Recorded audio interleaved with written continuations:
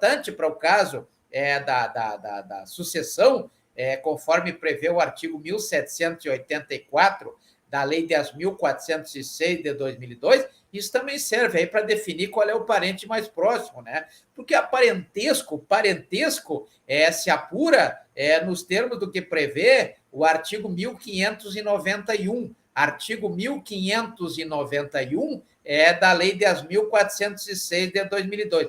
Então, quando os senhores quiserem apurar um parentesco, faça o que demanda o artigo 1591 da Lei 10.406 de 2002. Por exemplo, um primo é parente em que grau? Logicamente que é parente em quarto grau, né? Porque o primeiro grau é entre eu e o meu pai. Segundo grau, o meu pai e o meu avô. Terceiro grau, o meu avô e o meu tio. E aí, entre o meu tio e o meu primo, será quarto grau. Então, o primo é um parente em quarto grau, né? Sempre deve-se levar em consideração o que une, né? O fator que une. Nesse caso aí citado, o exemplo é o avô, né? Então, o parente mais próximo é aquele que tiver grau menor, né? Sendo maior, logicamente, e que se ache presente, tem que ser maior de idade, né? Maior de idade. Olha o que prevê aí o parágrafo 3º do artigo 52 da Lei 6.015 de 73. Logicamente, para fazer essa declaração, tem que ser maior de idade, né? E tem que estar presente, também não pode fazer de longe, né? Também temos, no caso, aí a falta, o impedimento do parente mais próximo, né? Que o parente mais próximo, como referiu-se aí o parágrafo 3º do artigo 52 da Lei 6.015, e também pode ser os administradores dos hospitais, ou mesmo o médico, né? As parteiras, vê que a lei traz esse termo, as parteiras. Onde é que existe essa profissão de parteiras, né? Será que existe essa profissão de parteira? Né? Hoje nós temos os médicos e enfermeiros, né? As enfermeiras. Agora, essa parteira existe ou não? Aí eu vou deixar para os senhores pesquisarem se existe, por exemplo, a CBO, né? A classificação das profissões no Brasil, traz aí, se traz ou não as parteiras, né? Então, temos que ver aí se existe essa profissão de parteira. O importante é que está lá no parágrafo 4º do artigo 52, essa profissão, né? A profissão das parteiras, né? Aquelas, logicamente, que só servirá se o médico tiver assistido aí o parto, se a parteira tiver assistido o parto, né? Se o administrador do hospital tiver assistido o parto, senão ele não poderá fazer essa declaração conforme está previsto no caput do artigo 52 da lei, qual a lei? A Lei 6.015 de 73. Também poderá ser declarado por qualquer pessoa idônea, né? Idônea é aquela pessoa que não tenha nada contra a família, contra o bebê, é a idônea da casa, né? Em que ocorrer, nesse caso aí, quando for fora do hospital, né? Ou fora da residência da mãe, vai dar uma passeada, vai dar uma viajada, de repente nasce o bebê, né? Muito comum nascer nos carros aí da polícia, né? Os próprios policiais fazerem os partos, né? Então, pode também o policial ir lá e fazer essa declaração se não tiver mais ninguém da família, né? E, finalmente, logicamente, há aquelas pessoas encarregadas da guarda do menor. Então, é uma situação aí muito difícil de acontecer, o que prevê o parágrafo 6º do artigo 52 da Lei 6.015 de 73. Importante se observar que quando o oficial de registro,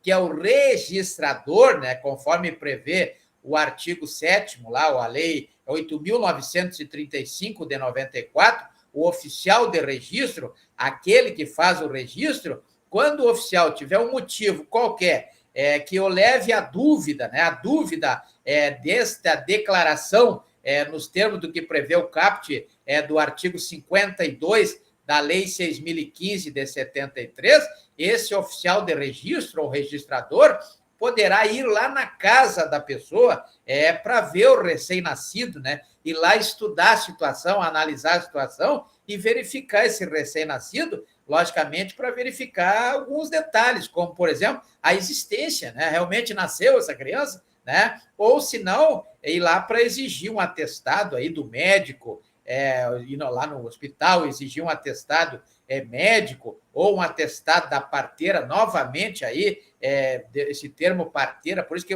eu guardei isso ao ler essa lei, porque essa lei ela traz esse termo parteira, e eu fiquei na dúvida, será que existe ou não essa profissão de parteira? Vou deixar para os meus acadêmicos, né, verificarem se existe ou não essa profissão de parteira. Então, vejam que o oficial de registro, se ele tiver alguma dúvida quanto a esse nascimento, ele poderá ou buscar o médico, ou buscar a parteira, ou buscar esta informação até na casa do recém-nascido, né? Ou um testemunho aí de duas pessoas, procurar duas pessoas que testemunhem esse nascimento, né? Logicamente, essas testemunhas não poderão ser os próprios pais, né? E que as pessoas tenham visto aí o nascimento aí desse nascido, né? O recém-nascido.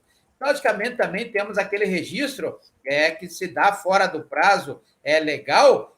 Nesse caso, o oficial de registro, quando tiver dúvida também, ele poderá requerer ao próprio juiz, né? O juiz, aquelas providências que forem cabíveis para que esse fato seja esclarecido. Então, está previsto também no parágrafo 2º do artigo 52, parágrafo 2º do artigo 52 da Lei 6.015, né?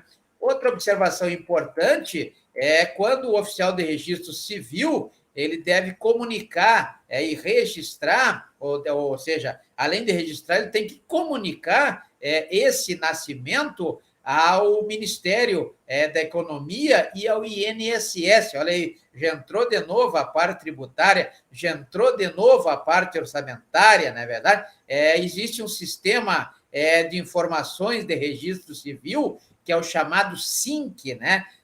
SINC, o SINC. Então, nós temos o SINC, logicamente, para preservar aí a questão, ou preservar ou combater o sistema corrupto, né? A corrupção. Por isso que é uma previsão disso na Lei 13.846 de 2019, para que não tenham aí os gastos indevidos ou desvio de verba do Sistema Único de Saúde, que é gerenciado pelo INSS, nos termos do artigo 193 e seguintes da Constituição Federal. Então, existe esse Sistema Nacional de Informações de Registro Civil, que é o SINC, ou por outro meio qualquer, que o oficial de registro civil julgue competente para informá-lo e em substituição a esse Sistema Nacional de Informações de Registro Civil. Então, temos também outra observação em relação ao nascimento,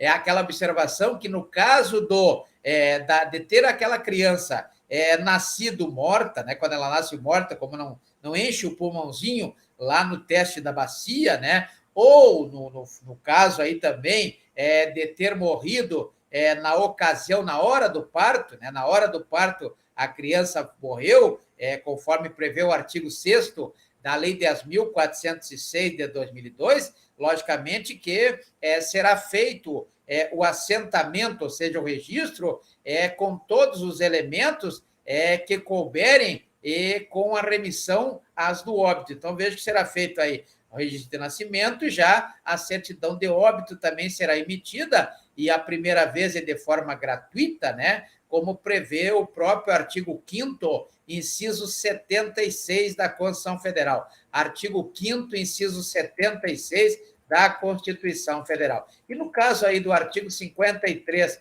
lá no parágrafo 1º do artigo 53, diz que quando a criança ela tiver nascido morta ou nascer morta, será registrado no livro chamado de livro C, né? Porque lá os livros são todos por leis, por letras, depois nós veremos como é que funciona essas letras. O livro C, o C, mas é o C auxiliar, então nós temos dois livros, temos o livro C e o livro C auxiliar, com os elementos que, logicamente, tiver aí o oficial de registro civil para esse devido registro, conforme prevê o parágrafo 1º do artigo 53. Parágrafo 1º do artigo 53 da Lei 6.015 de 73, não é verdade? Então, também no caso da criança morrer durante o parto, isso é importante, né? Durante o parto, isso é a perícia que vai fazer, é a perícia que vai chegar a essa conclusão, né?